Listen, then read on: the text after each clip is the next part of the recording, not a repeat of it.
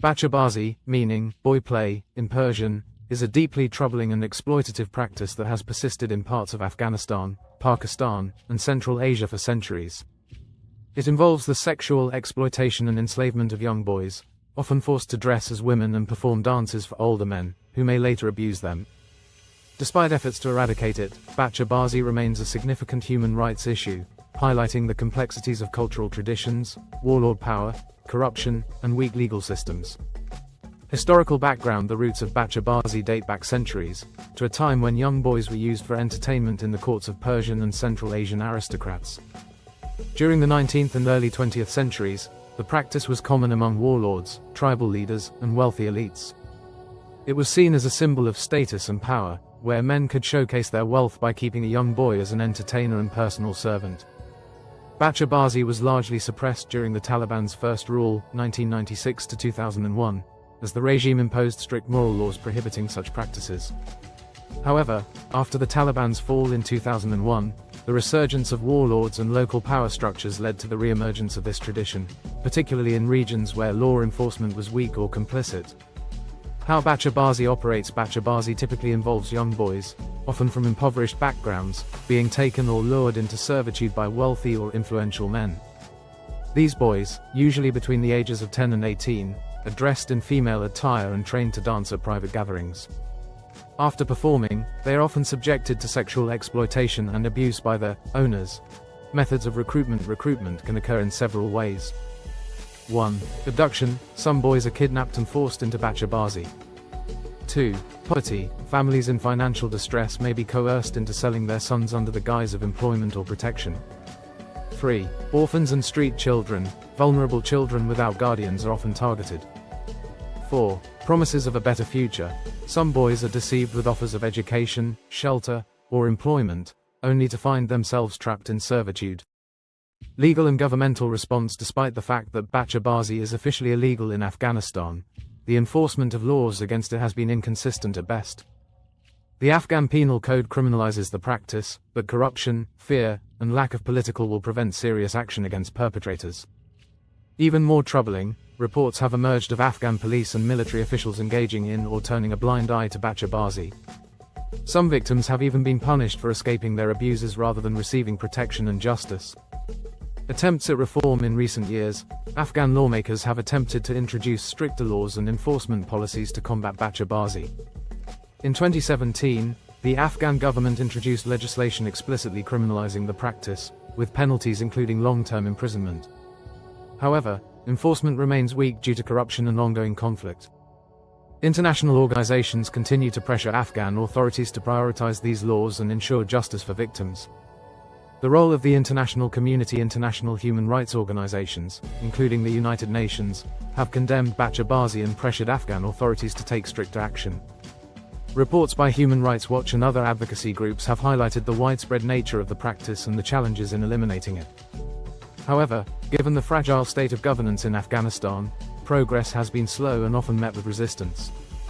NATO and US forces operating in Afghanistan have also been criticized for their response to Bazi. Reports indicate that military personnel were instructed to ignore cases of abuse committed by Afghan allies, citing cultural sensitivity. This policy has sparked outrage, particularly among human rights activists and soldiers who witnessed the abuse firsthand. Impact on victims: the effects of Bazi on victims are devastating and long-lasting. Many boys suffer from severe psychological trauma, physical abuse, and lifelong stigmatization. As they age out of the practice, many find themselves abandoned with no means of support, often turning to crime or drug addiction to survive. Psychological and social consequences. 1. Severe PTSD: many victims develop post-traumatic stress disorder due to prolonged abuse. 2. Suicidal tendencies: the trauma and social stigma often lead victims to self-harm or suicide. 3. Social isolation: many survivors are rejected by their communities and families. 4. Continued exploitation: some victims become trapped in a cycle of exploitation, turning to sex work or criminal activities to survive. Victims also face significant barriers to reintegration into society. Cultural stigma prevents many from speaking out, and those who attempt to escape their abusers often find themselves with nowhere to turn. In extreme cases, former Bacha victims have been killed for dishonoring their former masters. Challenges in ending Bacha Bazi. Several factors make the eradication of Bacha Bazi particularly challenging. 1. Cultural acceptance. In some communities, Bacha Bazi is viewed as a long-standing tradition rather than a crime. 2. Corruption. Law enforcement officials often accept bribes or are themselves involved in the practice. 3. Weak legal systems. Afghanistan's judicial system struggles with enforcing laws due to instability and competing power structures. 4. Fear of retaliation. Witnesses and survivors rarely come forward due to fear of violent retribution. Efforts to combat Bacha Bazi. Various efforts have been made to combat the practice, including 1. International sanctions. Sanctions against officials known to engage in or enable Bacha Bazi. 2. Rescue and rehabilitation programs. NGOs and human rights organizations are working to rescue boys from Bacha Bazi and provide psychological and vocational support. 3. Educational campaigns. Raising awareness to challenge cultural acceptance of Bacha Bazi. 4. Strengthening laws. Afghan lawmakers continue to push for harsher penalties and better enforcement. The future. Can Bacha Bazi be stopped? Ending Bacha Bazi will require a multifaceted approach, including 1. Stronger law enforcement. Corrupt officials must be held accountable, and laws must be enforced consistently. 2. Education and awareness. Communities must be educated on the harm caused by Bacha Bazi and encouraged to reject it. 3. Support for victims. Safe shelters, counseling, and reintegration programs must be established for survivors. 4. International pressure. The global community must continue pushing Afghan authorities to take real action against the practice. 5. Cultural change. Encouraging local leaders and religious figures to speak out against Bacha Bazi. Conclusion. Bacha Bazi is a glaring human rights violation that persists despite international condemnation.